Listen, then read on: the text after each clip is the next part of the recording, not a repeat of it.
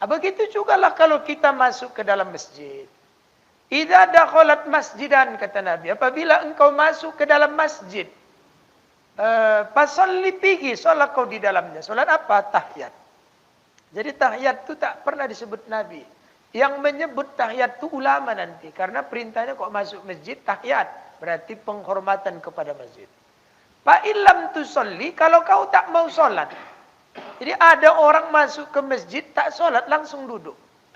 Kalau bapak dari luar masuk ke masjid tidak tahiyat langsung duduk, hukumnya makruh. Makruh.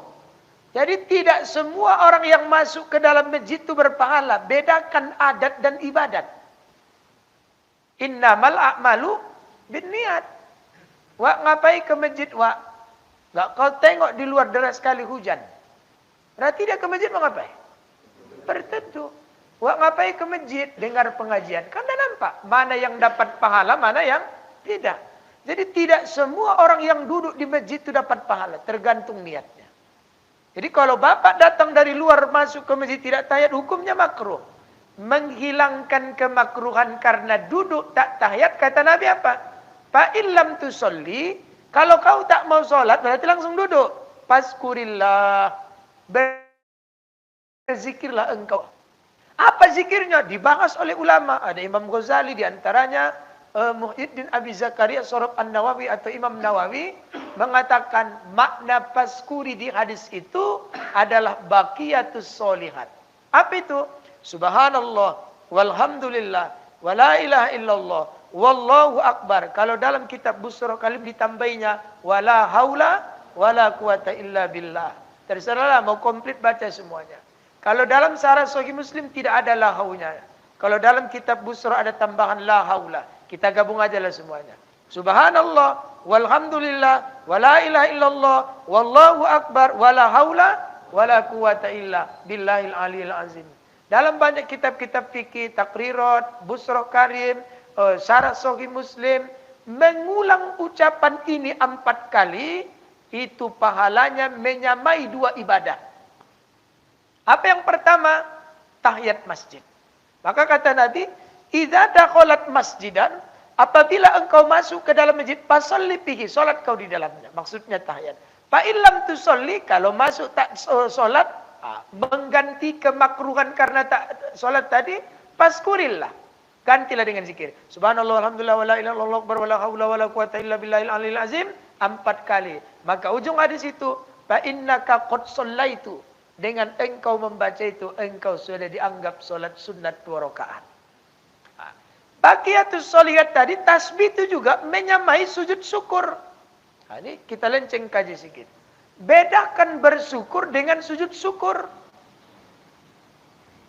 Ada orang habis sholat, doa-doa zikir sujud. Ada itu Pak. Habis doa zikir sujud. Ditanya, Bapak kenapa sujud syukur? Berterima kasih kepada Allah. Kenapa? Bisa sehat, bisa jalan, bisa makan, rezeki lancar, bisa taat. Enggak perlu sujud syukur. Jadi sujud syukur itu ada dalilnya.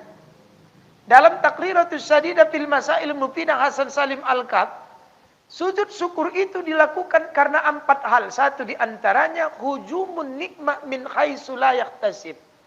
Ketika seseorang hujum diterpa nikmat yang sifat nikmatnya itu dadakan, berarti nggak bisa kapan aja. Coba kita tengok, kita buktikan. Nabi kalau mau tidur kan baca doa yang biasa kita baca, Bismika Allahumma ahya wa bismika amut, tidur, ruh dicabut.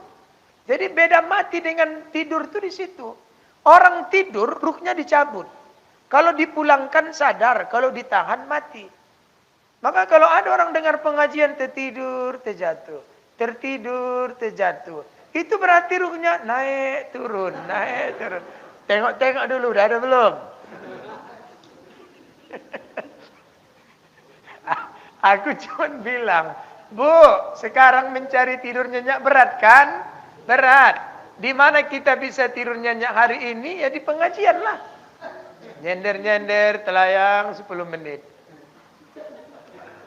Cuman kalau ada yang dengar aku ceramah sampai tertidur itu bukan kesalahan itu, nikmat itu. Nah, lanjutkan perjuangan kami jaga pun. Nah, dah balik kita pangkal. Yang harus kayak gitu. Kalau lu nanti ya makin tidur ya kan Pak. Jadi orang tidur itu ruhnya dicabut. Kalau dipulangkan sadar, kalau ditahan mati. Ketika dicabut ruh Nabi, misal jam 4 dipulangkan ruhnya sadar. Apa Nabi sujud syukur? Sekarang sebelum kita jawab. Mana lebih nikmat? Kata Allah, besok pagi kau kukasih emas 1 gunung Sorik Marapi. Tapi ruh kau nggak pulang. Mau Bapak kira-kira? Untuk apa emas 1 gunung kalau nggak pulang besok pagi? Kukasih kau mobil Alphard 20 lusen. Tapi kau tak pulang lagi. Tuh apa kalau mobil Alphard itu jadi peti jenazah awak? Tak perlu aku emas. Tak perlu aku mobil. Tapi aku ingin besok pagi kau kembalikan ruhku.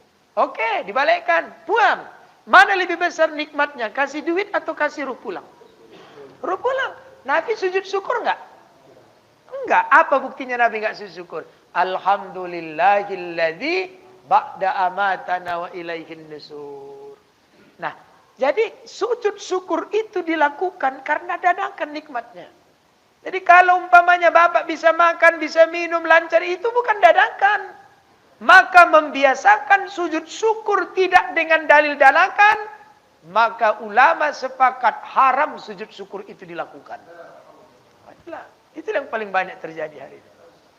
Jadi apa contoh sujud syukur yang dadakan tuh? Bapak lagi duduk-duduk teras masjid, datang pergi titipan kilat. Pak, ini ada paket. Apa itu? Bapak tengok aja lah. Gitu ditengok hadiah dari Raja Salman berangkat haji 1 keluarga. Kira-kira sujud syukur enggak? Nah itu. Karena nggak mungkin besok ada lagi tuh Pak. Menikahkan anak, sujud syukur enggak? Bisa tiap hari menikahkan anak. Mewisuda anak, sujud syukur enggak? Sujud syukur enggak mungkin tiap hari anak wisuda. Jadi hati-hati melakukan itu. Jadi itulah pentingnya belajar.